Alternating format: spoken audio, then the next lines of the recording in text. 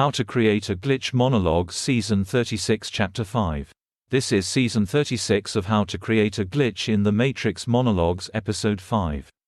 In this episode, we will be discussing how to limit reactive emotionality in a consensual space. The first step in preventing the development of reactive emotionality is observing the rules of conventionality of some consensual space. This means that, for example, if there are rules regarding posture, posing, language, tone and emphasis in a particular consensuality, you conform to those standards of conventionality prior to and during the consensual exchange.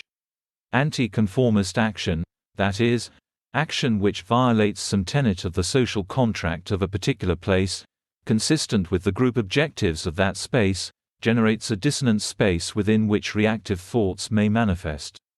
Returning to the content of How to Create a Glitch in the Matrix, the complete series, we talked about how a smooth social exchange is reflected by mirroring of the spatial plates, posture, posing, facial emphasis, vocal tone and language. This is because the basic rule of conventionality of a social exchange is that of common enjoyment. The goal of the group-directed action in a social exchange is to maintain a general appreciable level of goodwill.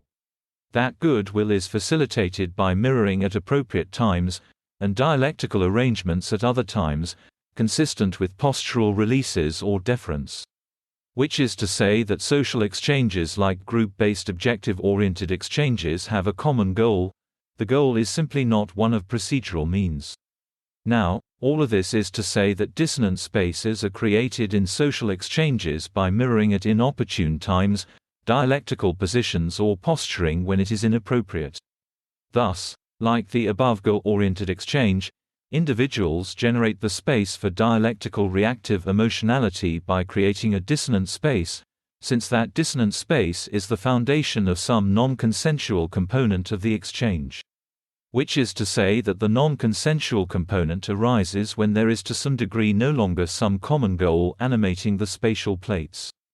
Thus, we can see that reactive emotionality generally develops in a zero-sum environment, as a manifestation of the non-consensual nature of the exchange.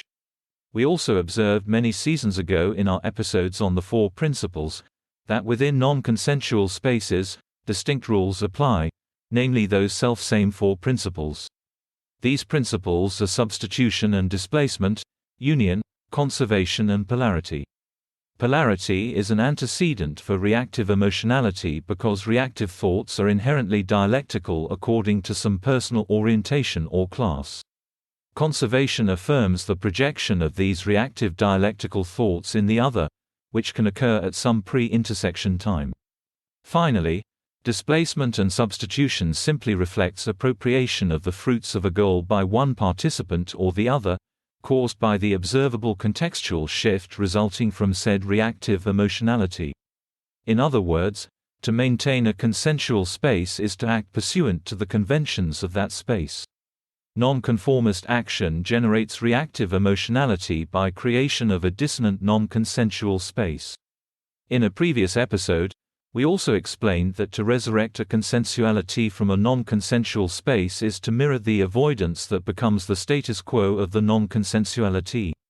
Which is to say, mirroring at appropriate times reflects the creation of a consensual space regardless of whether that mirroring will contextually generate a further intersection or not. The point is, you can still maintain a consensuality with someone even if you will not be intersecting. Consensual spaces are intersection independent. That's the end of the podcast for today. If you enjoyed it, please like, comment and subscribe.